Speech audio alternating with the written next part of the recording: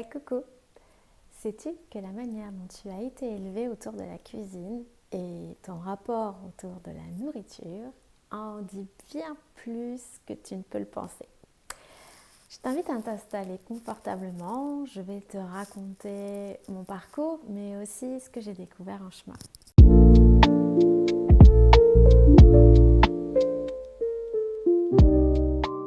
Quand j'étais enfant, j'entendais très souvent cette phrase « mange ceci, mange cela, si tu veux pas être malade, si tu veux être en bonne santé, etc. » Et pour autant, j'étais une enfant vraiment très souvent malade, au point que les médecins rajoutaient des pages dans le carnet de santé. Donc c'est créé à l'intérieur de moi une première incohérence enfant, peut-être non conscientisée, mais je sentais quand même qu'il y avait quelque chose qui n'était pas en accord. On me dit de manger ça, pour autant, je suis quand même malade. Et puis au fur et à mesure du temps, je grandis et j'imprime véritablement la définition de manger sainement selon ce que j'ai vu et dans quelle manière j'ai été élevée autour de la cuisine et de la nourriture. Arrive 2016, je suis maman de 2 jeunes enfants et je suis de nouveau enveloppée d'incompréhension de découvrir que eux-mêmes suivent le chemin d'être très souvent malades, alors que je reproduis à la lettre les conseils et tout ce que j'avais vu dans mon enfance de manger sainement. Et je me suis dit, il y a clairement un couac, il y a vraiment quelque chose qui n'est pas en accord, qui n'est pas OK. Et dans un rayon, je croise un magazine où il y a marqué la naturopathie et je me dis, il m'a fallu quelques phrases de ce magazine pour me dire, je vais m'y former. C'était absolument pas dans un but de devenir naturopathe, mais vraiment dans un réel besoin personnel de comprendre nos mécanismes, comprendre qu'est-ce qui provoquait ces maladies et pour pouvoir en fait basculer, ne pas reproduire en fait ce que moi j'avais en tant qu'enfant, adolescente, d'être tout le temps malade et que mes enfants en jeune âge commençaient déjà à suivre ce chemin-là. Et la naturopathie a clairement marqué un point de bascule dans ma vie personnelle et familiale et a absolument déconstruit la définition de manger sainement que j'en avais pendant toutes ces années. À ce moment-là, je pensais vraiment avoir trouvé les clés de ce que je recherchais à cette époque. Et je choisis de créer mon métier autour de la santé familiale et d'accompagner les familles de façon à leur partager ce que j'avais appris pendant ces 2 années et leur permettre également de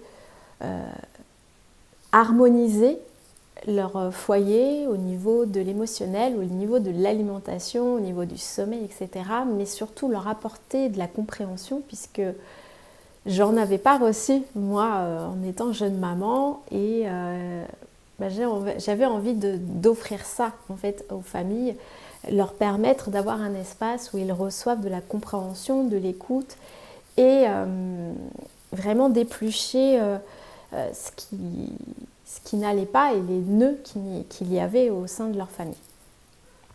Cependant, j'ai très vite réalisé au fur et à mesure que j'accompagnais les familles que suivre des conseils à la lettre, même bien intentionnés, ça ne suffisait pas.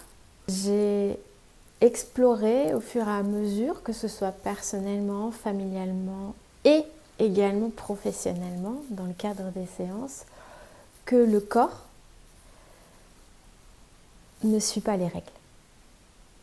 Parce qu'il a ses propres règles, il a son propre fonctionnement, il a sa propre histoire et il ne rentre pas dans des cases. Ce qui explique 1 milliard de choses, toute cette histoire dans notre société autour de la cuisine et autour de l'alimentation, de notre rapport à la nourriture, de ce qui en est dit et ce qui en est interprété. Et également, je mets dans le panier toute cette histoire de régime. Et j'ai vraiment réalisé, j'ai les œillères qui se sont... qu'on avait absolument faux de chez faux de partout et que ce qu'on nous disait être suivre les conseils, manger sainement, etc., en fait, entretenait encore plus une immunité hyper fragile, hyper faible, etc. J'ai donc choisi de tester, de créer une pratique qui soit absolument sur mesure pour chaque personne. Considérons que chaque personne a sa propre histoire, son propre cheminement et a aussi ses propres réactions.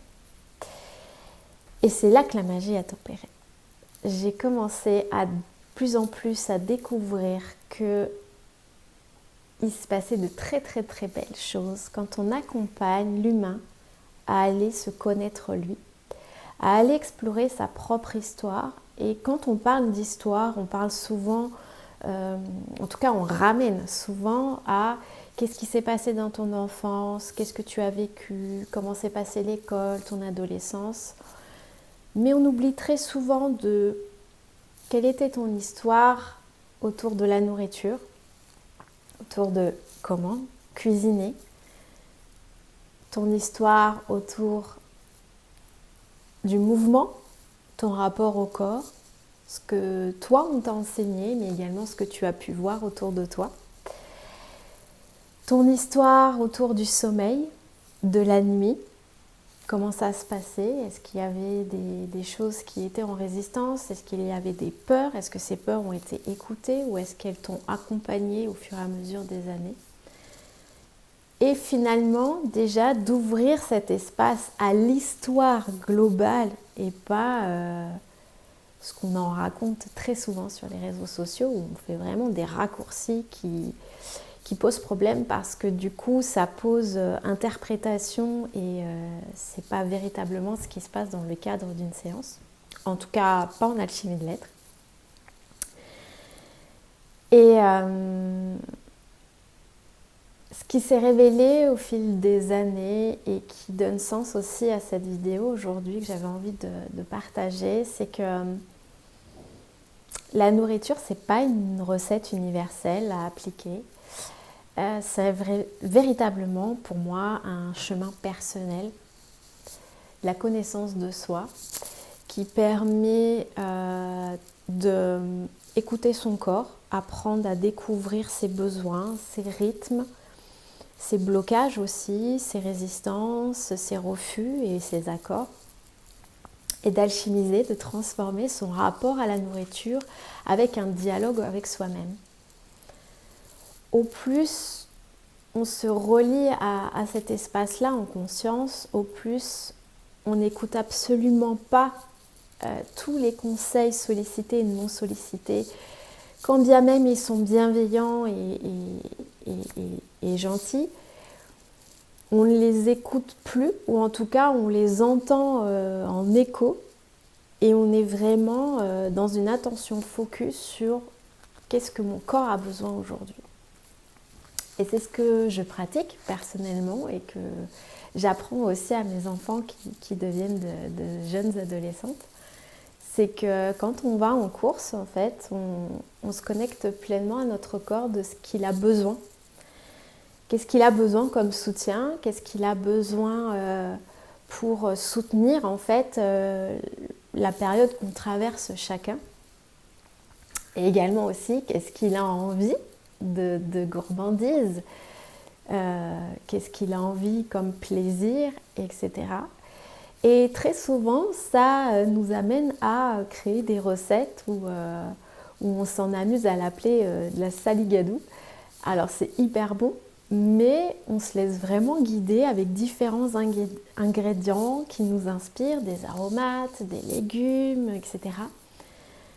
Et on découvre des choses et surtout notre cuisine en est devenu véritablement un laboratoire créatif où on s'en amuse de créer des choses.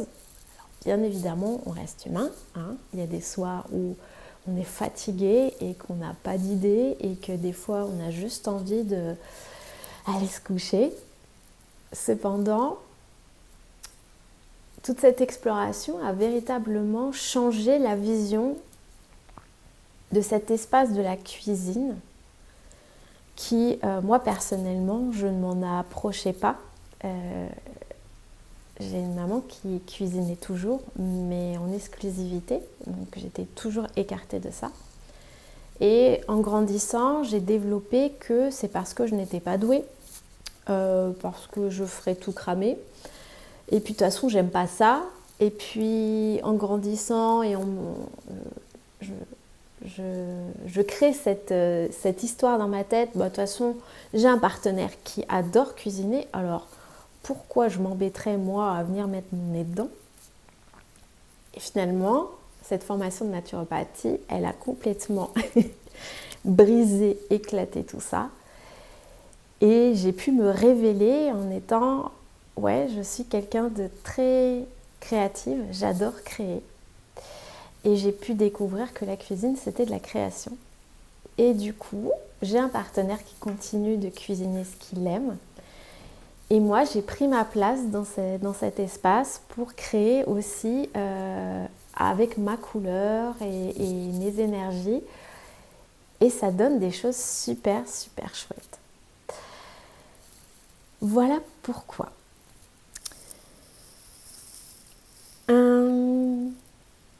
Pour clôturer cette vidéo,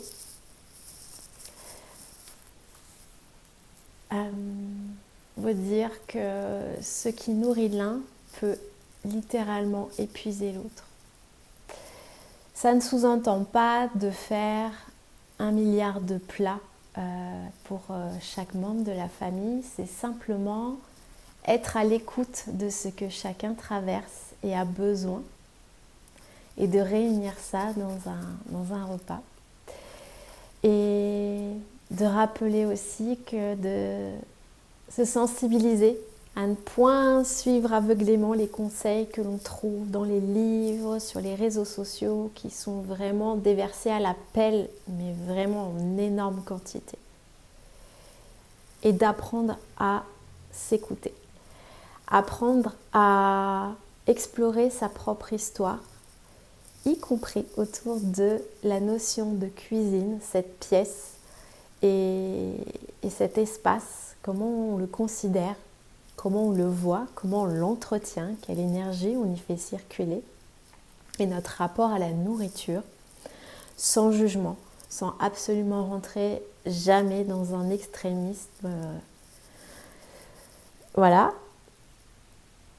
Mais s'accorder cet espace-là, de revoir tout ça et de se réconcilier aussi très souvent avec ce domaine-là, avec cette histoire-là.